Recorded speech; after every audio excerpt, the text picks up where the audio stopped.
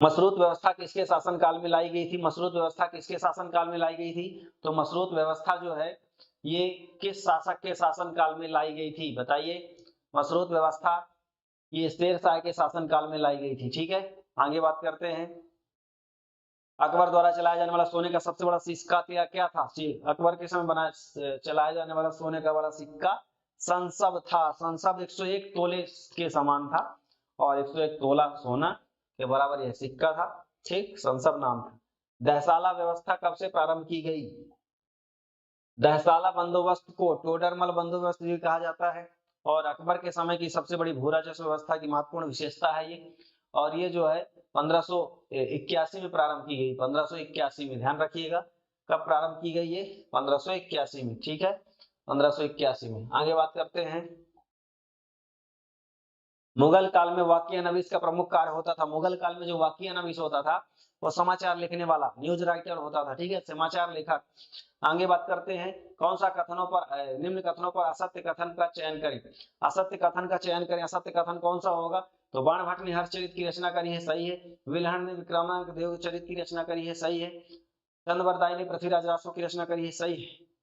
और हेमचंद ने भोज प्रबंध की रचना करी है, गलत है। ठीक, ये जो भोज प्रबंध है क्षेमेंद्र की रचना है, इसकी नहीं है। आगे बात करते हैं। सॉरी, भोज प्रबंध जो है विल्हण नामक व्यक्ति की, विल्हण नामक विद्वान की रचना, विल्हण। ठीक है, आगे बात करते हैं।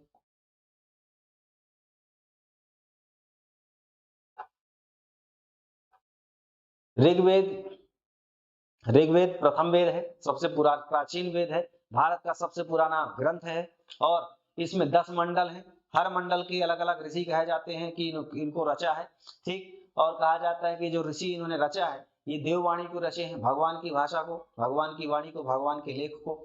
तो संबंधित जो ऋषि हैं जिन्होंने रच लिखा है उसको, प्रथम ऋषि का नाम है अंगिरा, द्वितीय का नाम है गृत्समक, तीसरे का नाम वश्वामित्र, चौथे का नाम वामदेव। ठीक है, इसका आंसर सी हो जाएगा। आगे बढ़ते हैं। किस ऋषि के बारे में कहा जाता है कि उन्होंने दक्षिण भारत का आर्यकरण किया था? दक्षिण भारत का आर्यकरण करने वाला जो ऋषि थे वो अगस्त्य थे। अगस्त्य ऋषि थे। ठीक है, ध्यान रखिएगा कौन से ऋषि थे वो? अगस्त्य ऋषि थे। ठीक है, आगे बात करते हैं। कर्नाट वंश का संस्थापक कौन था? कर्नाट वंश का संस्थापक जो थे वो कहलाते हैं नान्यदेव। नान्यदेव को कर्नाट वंश का संस्थापक कहा जाता है। ठीक है भाई, आगे बढ़ते हैं। निम्नलिखित में से कौन से भारत में ईरान के आक्रमण की सूचना देता है? कौन सा अभिलेख है? तो बोगाज को यह अभिलेख एशिया माइनर से प्राप्त हुआ है। ठीक है, और यहाँ से ईरान से भारत में आर्यों की आगमन की जानकारी मिलती है। ध्यान रखिएगा 1400 ईसा पूर्व का है बोगाज को ये अभिलेख। विंध्य क्षेत्र के किस स्थान से मानव कंकाल मिला है? बताइए। तो ये लेखरिया है। लेखरिया विंध्य क्षेत्र का स्थान है जहां से नर्मदा नदी के किनारे स्थान है जहां से मानव कंकाल की प्राप्ति हुई है। ठीक है, ध्यान रखिएगा लेखरिया।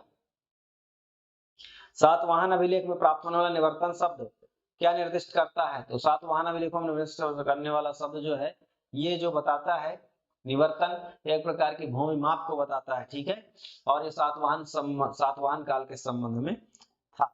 दामोदर ताम्रपत्र जो स्थानीय प्रशासन के विवरण देता है किससे रिलेटेड है? तो किससे रिलेटेड है भैया? ये रिलेटेड है आपका दामोदर ताम्रपत्र कुमार गुप्त प्रथम के समय से। ठीक है, आगे बात करते हैं। मथुरा स्तंभलेख के अनुसार उदिताचार्य ने 2 शिवलिंगों को किस नाम से स्थापित किया था? तो ये स्थापित किया था कपिलेश्वर और उपमितेश्वर। मथुरा स्तंभलेख में ये 2 शिवलिंग, ये जो शिवलिंग थे उदिताचार्य ने मथुरा स्तंभलेख में वर्णित है, उन्होंने स्थापित किया था कपिलेश्वर और उपमितेश्वर। ठीक है, आगे बात करते हैं। किस अभिलेख में चंद्रगुप्त मौर्य और उसके अशोक दोनों के नामों का उल्लेख मिलता है? दोनों के नामों का उल्लेख मिलता है किसमें? तो चंद्रगुप्त मौर्य और अशोक का उल्लेख मिलता है जूनागढ़ अभिलेख। जूनागढ़ अभिलेख किसका है? 130 से 150 ईस्वी के बीच का अभिलेख है। शक राजा रुद्रदामन का अभिलेख है। जूनागढ़ गुजरात में गिरनार की पहाड़ी के पास अवस्थित है और यहाँ से अब चंद्रगुप्त मौर्य अशोक का नाम मिलता है। ठीक है, वहां जो झील थी उसके पुनर्निर्माण के उल्लेख के बारे में उल्लेख किया गया है। ठीक है, आगे बढ़ते हैं। श्वेत लौह का संदर्भ देकर किसने भारत के प्राचीन काल में विकसित लौह प्रौद्योगिकी का साक्ष्य दिया है? तो ये है कर्टियस। कर्टियस ने इसके बारे में बताया है। आगे बात करते हैं, तिस्स किसका समकालीन था? तो तिस्स जो है बौद्ध विद्वान था और किसका समकालीन था आपको बताना है, बताइए।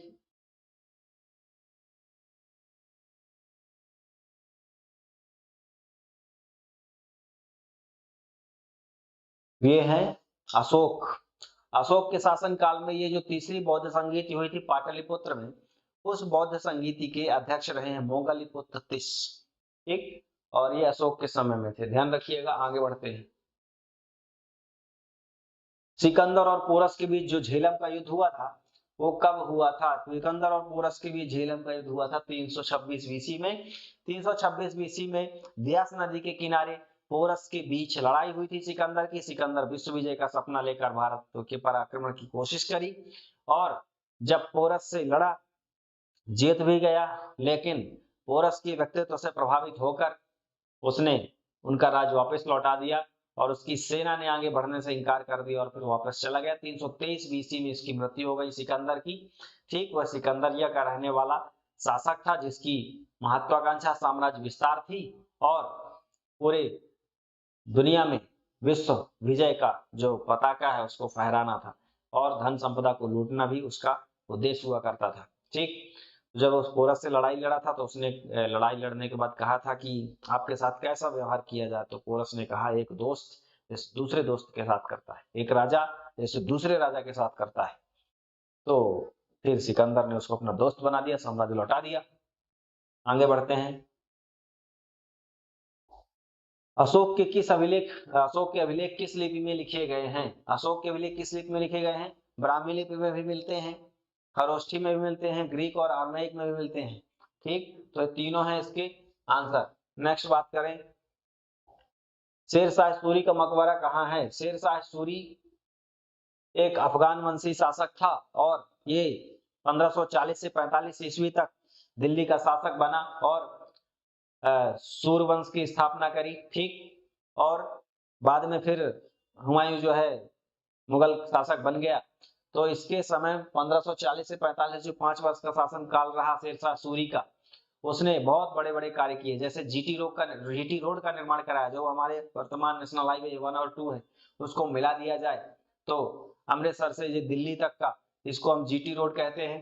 ठीक, शेरशाह सूरी ने बनवाया था और शेरशाह सूरी का मकबरा आपका है सासाराम में। सासाराम कहाँ है? बिहार में। ठीक है, इसके बाद हम बात करें आगे, तो औरंगजेब द्वारा चलाए गए जिहाद का क्या अर्थ होता है? तो जिहाद का अर्थ होता है दार उल इस्लाम। ठीक है, दारुल इस्लाम होता है जिहाद का अर्थ। औरंगजेब ने चलाया था, औरंगजेब जो मुगल शासक था। आगे, निम्न में से किस कवि को उत्तरपथ स्वामी की उपाधि से संबोधित किया गया है? तो उत्तरपथ के स्वामी की उपाधि से किसको संबोधित किया गया? ध्यान रखिएगा, यह है धर्मपाल। धर्मपाल को जो है उत्तरपथ का स्वामी की संज्ञा दी गई थी। ठीक, आगे बात करें, रानी दिद्दा किस वंश की राजकुमारी थी? रानी दिद्दा का जब नाम आएगा तो लोहार वंश का नाम आएगा और लोहार वंश जो है कश्मीर का वंश है और कश्मीर की राजकुमारी थी और बाद में इनका विवाह जो है उत्पल वंश के राजा क्षेमेंद्र से हुआ था। तो आपका आंसर हो जाएगा यहाँ लोहार वंश की राजकुमारी थी। ठीक है, आगे बात करते हैं, तेनाली रामकृष्ण ने रचना किसकी की थी? तो तेनाली रामकृष्ण एक ऐसे विद्वान थे तुलुभ शासक कृष्णदेव राय के समय में, जैसे अकबर के समय नवरत्नों में शामिल बीरबल हुआ करते थे। महान विद्वान थे, चतुर थे और उसकी चतुराई के किस्से आज भी प्रसिद्ध हैं। वैसे ही जो तुलुभ शासक थे कृष्णदेव राय, जो अष्टदिग्गज उनके विद्वान थे, उन्हीं में से एक थे तेनाली रामकृष्ण। उन्होंने एक रचना रची थी, उसका नाम था पांडुरंग महात्म्य। पांडुरंग महात्म्य की रचना तेनाली रामकृष्ण ने करी थी, ध्यान रखिएगा। आगे, किसने कहा था कि ताजमहल संगमरमर के रूप में एक स्वप्न है जिसकी योजना ईश्वर ने तैयार की है? ठीक, ताजमहल संगमरमर के रूप में एक स्वप्न है जिसकी योजना ईश्वर ने तैयार की है। यह कथन किस विद्वान का है, किस इतिहासकार का है? उसका आंसर हो जाएगा लेनपुल। लेनपुल का ये आंसर हो जाएगा। ठीक है, आगे बढ़ते हैं।